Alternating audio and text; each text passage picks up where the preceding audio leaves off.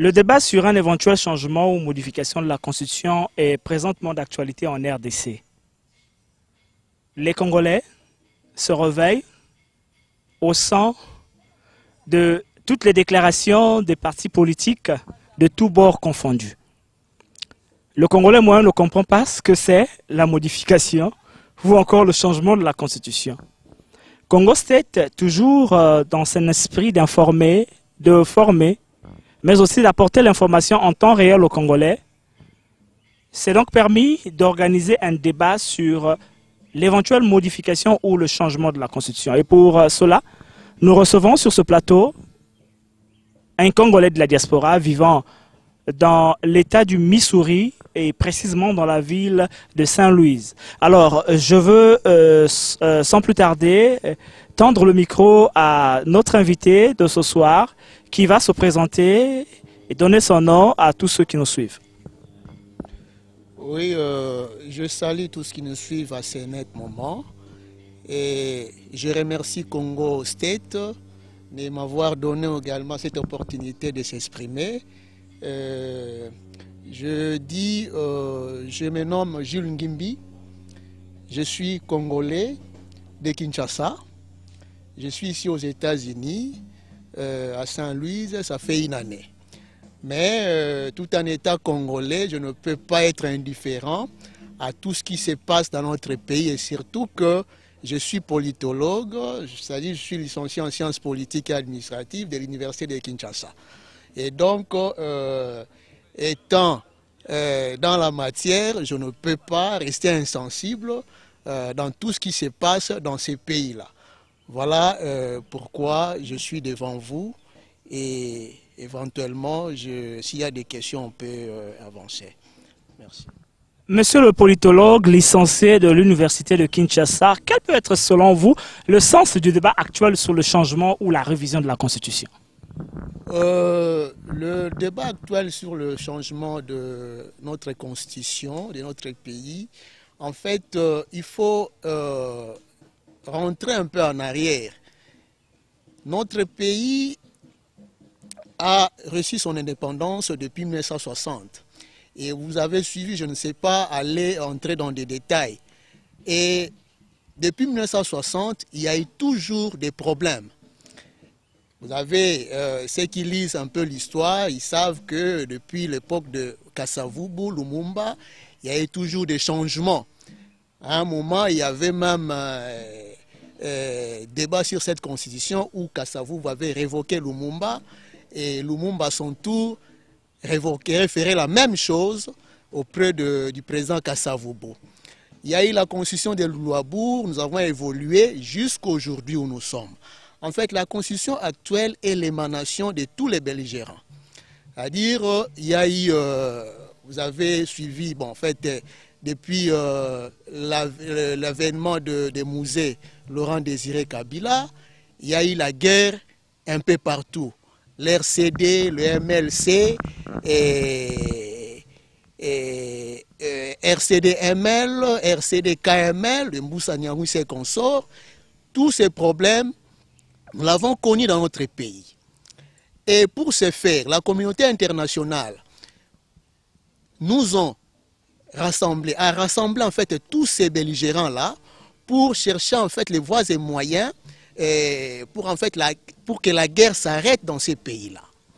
C'est comme ça que nous avons connu Sun City. Il y a eu Sun City 1, Sun City 2, et Bemba et consorts se sont complotés pour aller faire des choses à Matadi, ça n'a pas marché. Ils sont retournés encore en Afrique du Sud et sous la couverture toujours de la communauté internationale, ils nous ont imposé cette constitution. En fait, cette constitution est venue de la Belgique par le canal de Louis Michel, comme vous le savez. Nous avons tous accepté cette constitution, y compris les PPRD, RCD, MLC et consorts. Nous avons accepté. Je vais vous révéler une chose, moi j'ai participé à l'époque, j'étais au MLC, j'ai participé quand même, je savais que cette constitution nous a été imposée et nous l'avons acceptée comme ça, comme telle. Nous avons évolué. Kabila était en tête dans les 1+4. pour préparer les élections. Les élections ont eu lieu et voilà, c'est lui qui a été, entre guillemets, gagné. Parce que moi, je me dis que c'était Jean-Pierre Bemba qui était gagnant à l'époque.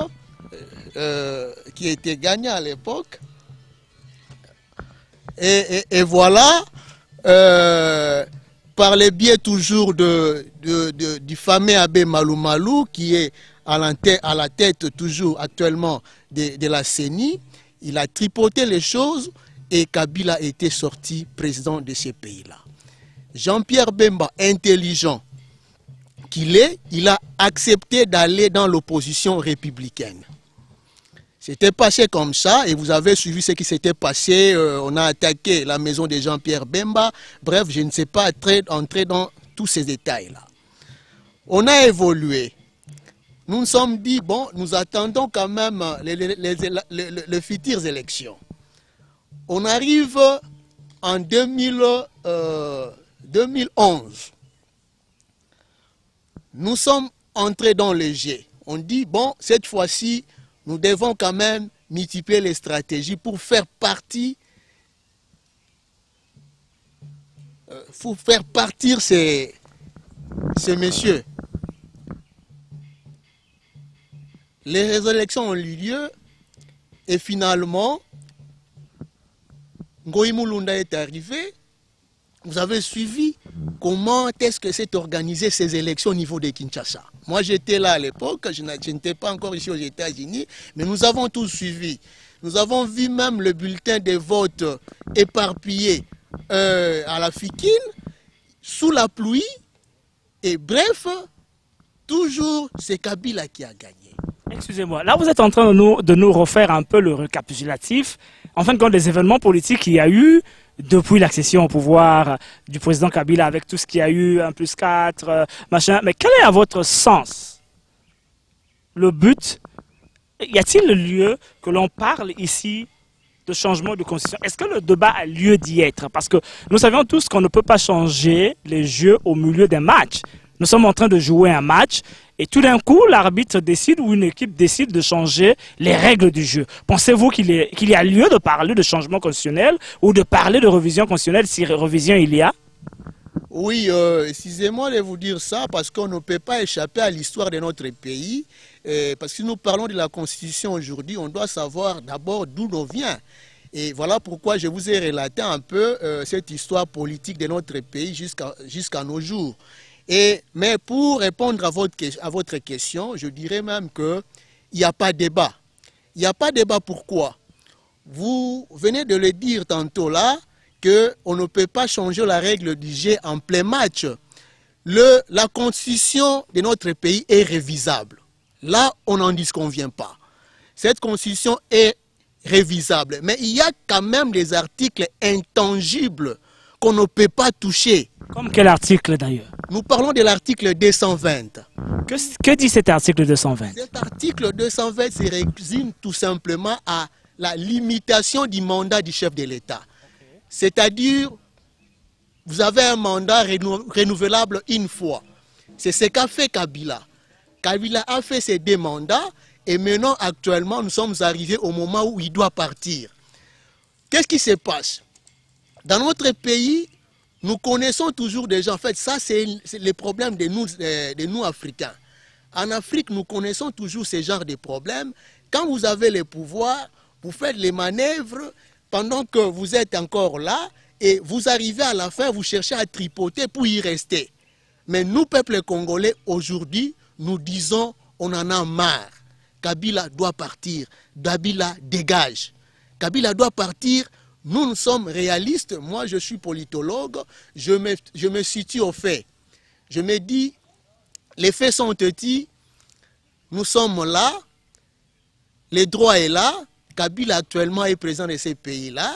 Il a fait son mandat, ses 2 mandats. Il doit partir. Il doit partir comment? On ne peut pas continuer toujours à aller de guerre en guerre dans ces pays-là. CongoState.com CongoState.com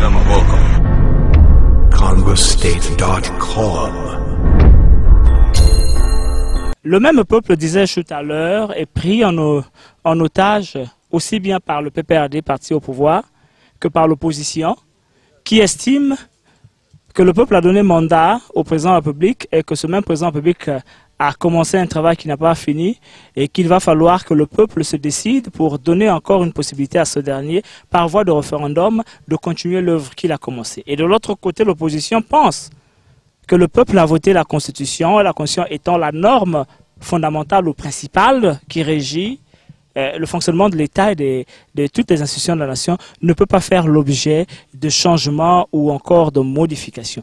Alors, dans cet imbroglio, pourrais-je l'appeler, politico-judiciaire, quel est votre mot à dire par rapport à cela? Oui, merci beaucoup pour la question. Il ne faut pas oublier que ce même peuple, comme vous venez de le dire, ce peuple est pris en otage par le pouvoir en place, mais ce même peuple commence à être mature. Vous n'êtes pas à l'intérieur du pays. Moi, je vous dis que je n'ai qu'une année ici aux États-Unis, mais je dois vous dire, j'ai participé aux élections de 2011. J'étais là, j'ai fréquenté ce peuple, je suis allé jusque dans les fins fonds de Kinshasa, je suis du Bas-Congo, je suis allé jusque-là. Je vous dirais que dans les recoins de ces pays-là, Kabila est mal aimé des peuples congolais. Il est mal aimé. Il ne faut pas suivre ce qu'on vous présente à la télé, il ne faut pas suivre les images qu'on vous présente, mais il suffit d'approcher ces mêmes peuples-là et vous verrez que rien ne marche dans ces pays-là.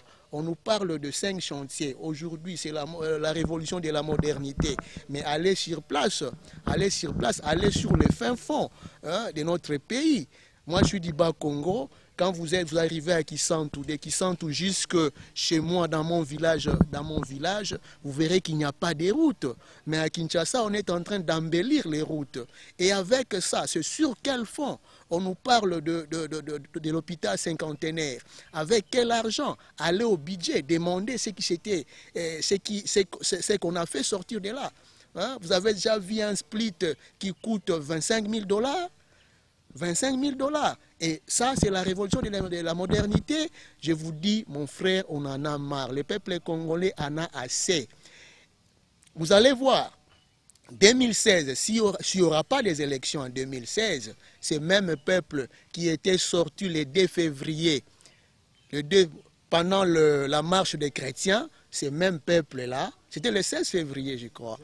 C'était le 16 février, et ce même peuple-là sera dans le riz. Et nous allons tous protester ces jours-là. Moi qui vous parle, je crois également que je serai à Kinshasa parce que je ne suis pas un opposant qui parle à l'extérieur du pays, mais je suis en train de prier les bons dieux pour que 2016, que je sois également à Kinshasa et qu'ensemble avec ces peuples-là, nous soyons dans la rue pour protester, pour faire partir ces messieurs qui est venu déranger notre pays.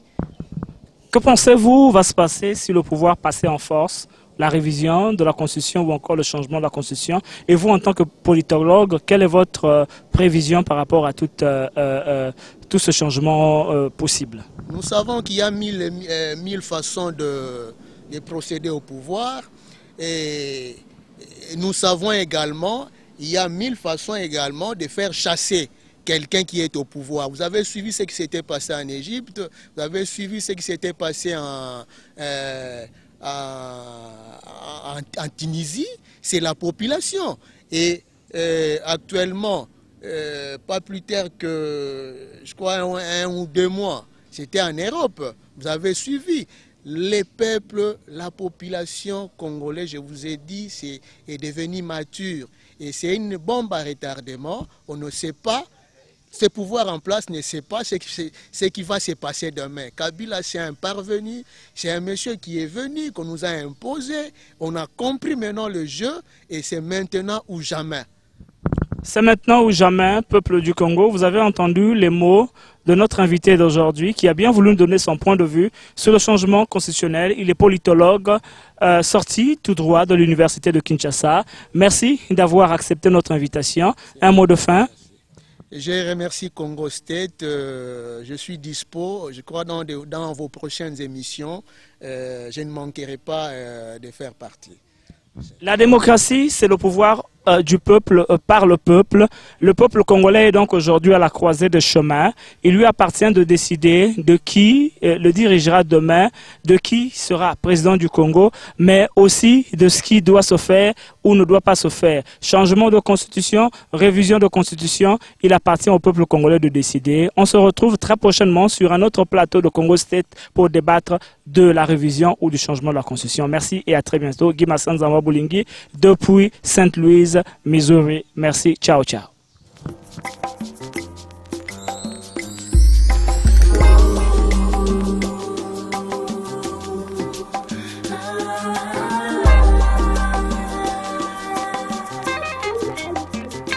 CongoState.com. CongoState,